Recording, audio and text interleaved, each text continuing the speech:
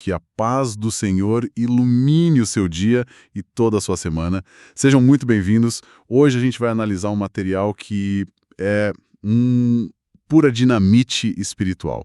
O livro Por que Tarda o Pleno Avivamento, do autor Leonard Ravenhill. E vamos focar num capítulo específico, o 9, que já tem um título que é um soco no estômago, né? Totalmente. Profetas para o Dia do Juízo.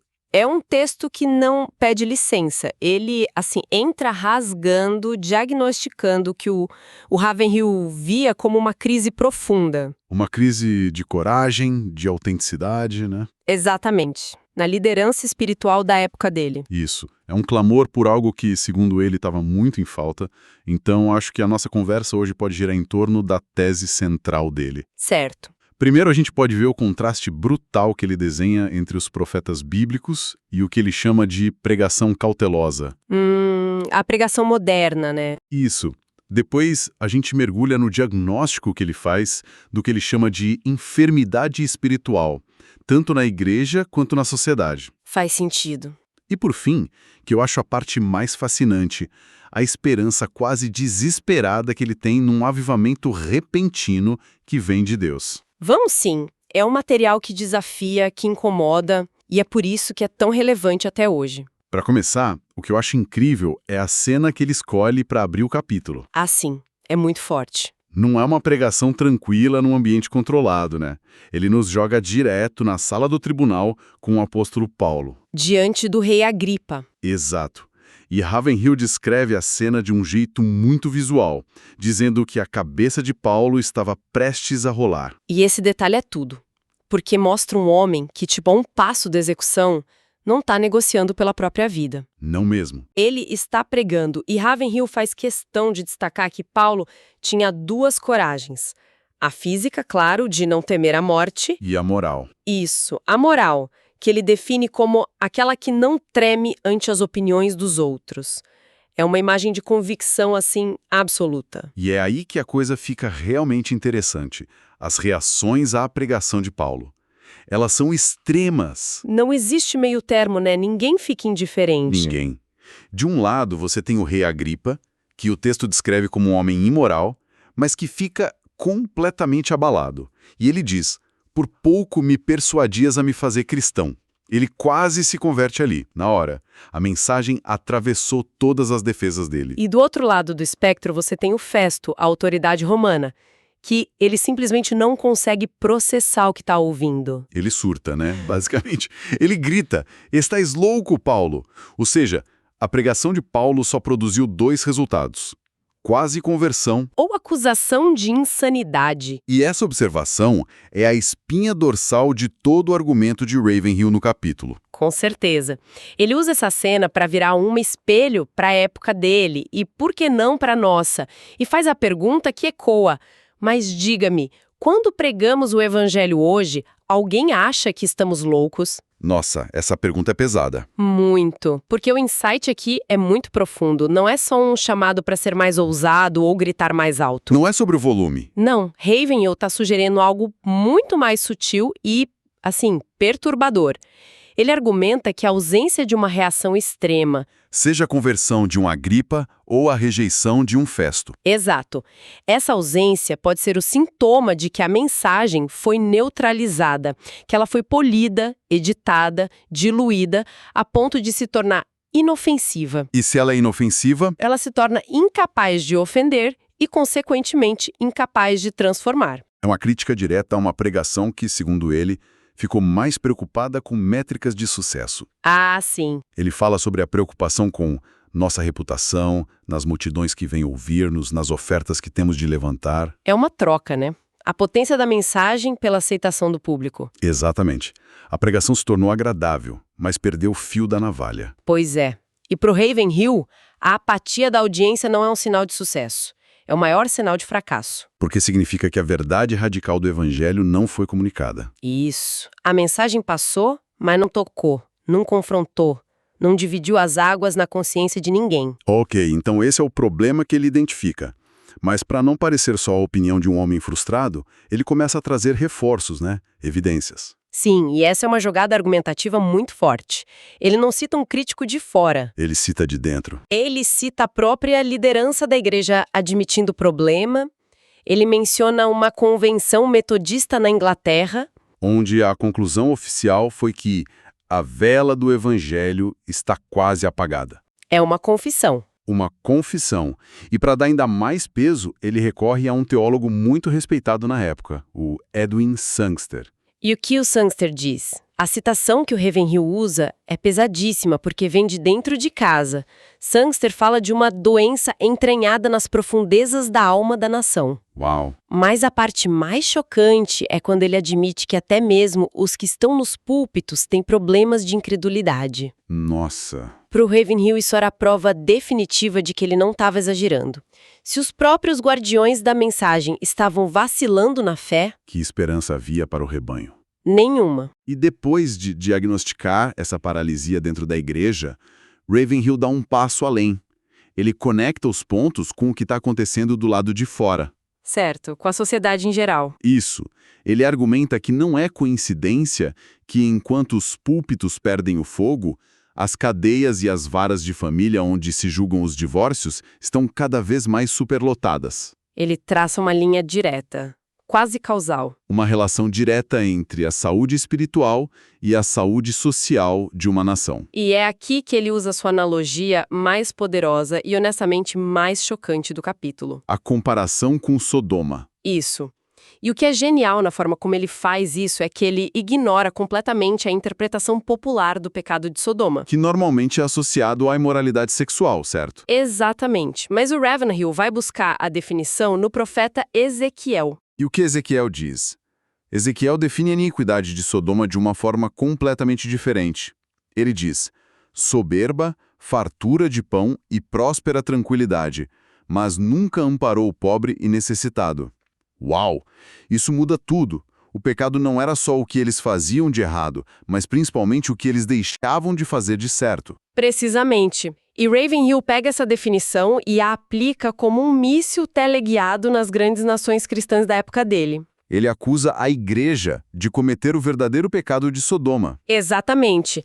Ter a luz, ter os recursos, ter a fartura de pão, mas viver numa ociosidade egoísta, escondendo essa luz debaixo do que ele chama de o alqueire do comércio ou a cama da ociosidade. É uma acusação de negligência. De negligência espiritual e social em larga escala. Ele está dizendo que a maior transgressão pode ser a omissão. Ok, então o cenário que ele pintou é bem sombrio.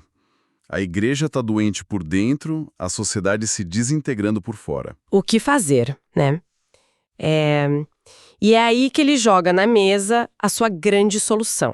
Ou melhor, a sua grande necessidade, a figura do profeta. Isso, e ele tem uma definição muito particular e, assim, muito ativa do que é um profeta. Não é um místico passivo, né? De jeito nenhum. Para ele, não é alguém que só recebe visões num quarto escuro. O profeta de Ravenhill é um agente de perturbação. É a ação que o define. Ele dá exemplos bem concretos. Gideão derrubando o altar de Baal, João Batista. Confrontando o adultério do rei Herodes. Ele ressalta que eles não foram perseguidos por suas crenças, mas por suas ações. Mas isso me faz pensar... Essa definição de profeta como um agente de perturbação, isso não é perigoso? Não pode ser confundido com mera rebeldia? Com certeza. E acho que o Ravenhill diria que o perigo é parte essencial da definição. Entendi. O ponto dele é que o que ele chama de cristianismo bem organizado, mas paralisado, eliminou completamente esse risco. Acomodou, né? Isso. O profeta que ele descreve não é alguém que busca o caos por buscar. É alguém cuja lealdade à verdade de Deus é tão absoluta que a ação de confronto se torna inevitável. Mesmo que perturbe a falsa paz. Exato. Ele age porque não consegue não agir. É uma compulsão divina. E é contra esse pano de fundo de paralisia que ele clama por essas vozes. Vozes que ajam contra as crenças distorcidas e suas meias-verdades. Mas justamente quando o capítulo parece que vai terminar numa nota de desespero, acontece uma virada. O tom muda completamente. Sim, é uma mudança notável. Depois de pintar esse quadro tão escuro, o capítulo se enche de uma esperança vibrante, quase febril. Eles se agarram com unhas e dentes à promessa de um avivamento que virá direto dos céus. Ele acredita piamente numa intervenção divina, soberana e principalmente súbita. Ele usa uma expressão ventania do espírito, que pode em poucas semanas desfazer os males que o pernicioso modernismo levou anos para construir. O que ele quer dizer com pernicioso modernismo? Então, para o Ravenhill e outros teólogos da linha dele, modernismo não era sobre tecnologia ou progresso social. Era um termo teológico. Ah, certo. Era a tendência de tentar adaptar, diluir ou até mesmo negar as doutrinas centrais da fé. Como a divindade de Cristo, os milagres. Isso, a inspiração da Bíblia, tudo para tornar a fé mais palatável para a mente secular. Para ele, era um veneno que roubava o poder da igreja. Então a esperança dele é que uma ação do Espírito Santo pudesse reverter esse dano de forma milagrosa e rápida. Exatamente. E ele não baseia isso só num desejo. Ele se baseia firmemente em profecias bíblicas. O que dá solidez à expectativa dele. Muita solidez. Ele cita especificamente a promessa do profeta Malaquias. De repente virá ao seu templo o Senhor. A palavra-chave é de repente. É a palavra-chave. Não é um processo gradual de melhoria humana. É uma invasão divina. Ele até imagina uns cenários ousados, né? Muito ousados. Como um avivamento tão explosivo na China ou na Rússia da época, que faria as nações livres se sentirem enciumadas. Como Jonas ficou ao ver a conversão de Nínive. Exatamente essa analogia. Essa esperança radical nos leva ao apelo final do capítulo, que é de uma urgência que a gente quase consegue sentir saindo da página. Ele não mede as palavras de forma alguma. Ele compara os problemas do mundo moderno a 10 pragas ainda mais sinistras que as do Egito. Ele lamenta que nem essas pragas parecem tocar o coração endurecido do homem. É nesse ponto que ele clama, quase grita. Será que não haverá aí um Moisés contemporâneo nosso? Ele se recusa a aceitar que a geração dele estava condenada. A linguagem visual que ele usa é de filme. Ele descreve a humanidade hipnotizada, enquanto Lúcifer vai levando muitas outras pelo caminho largo, para as trevas eternas. É dramático, mas transmite a seriedade com que ele via a situação. E o chamado final não é para criar um novo método ou um novo programa de igreja. Não. É para redescobrir um segredo antigo. O segredo da fé daqueles heróis de Hebreus 11, que subjugaram reinos, fecharam bocas de leões. Ele está clamando por um retorno a um cristianismo robusto, corajoso. Que acredita no impossível, porque serve a um Deus que opera o impossível. E para fechar o capítulo, ele não usa as próprias palavras, mas uma série de citações de outros gigantes da fé, né? Sim, funciona como a letra miúda do contrato para o avivamento. É como se ele dissesse, vocês querem isso? Então aqui está o preço. E o que diz essa letra miúda? Ele cita vários, mas a citação final de Sid Finney é o arremate perfeito para tudo. Sem muita oração e lágrimas, não há avivamento. A mensagem é inequívoca. Totalmente. A transformação sobrenatural que ele tanto almeja tem um custo espiritual profundo. Não é algo que se alcança de forma barata ou casual. Exige tudo. Terminamos a análise deste capítulo e fica claro que Ravenhill não estava interessado em fazer amigos. Não mesmo. Ele queria despertar consciências. O texto nos deixa com essa ideia martelando na cabeça. Para ele, uma mensagem divina de verdade nunca produz indiferença. Ela sempre força uma decisão. Exato. A apatia na visão dele é a prova de que nada de verdadeiramente divino aconteceu ali. Ou a mensagem gera vida ou gera oposição. O meio termo, a neutralidade confortável. É o território de um evangelho que perdeu sua alma. Isso nos leva a um pensamento final para refletir durante a semana. Ravenhill clama por vozes proféticas que confrontem o status quo da sua época. Se uma voz com a coragem de um Paulo ou a franqueza de um João Batista surgisse hoje no nosso contexto, com redes sociais, nossa cultura, como soaria a mensagem dela? Boa pergunta. E talvez mais importante, quais seriam os ídolos de Baal modernos que ela derrubaria? Ou os pecados de Herodes contemporâneos que ela ousaria apontar? Nossa análise deste livro fascinante continua. No nosso próximo encontro, vamos explorar um novo capítulo de Por que Tarda o Pleno Avivamento. Que Deus abençoe todos os ouvintes.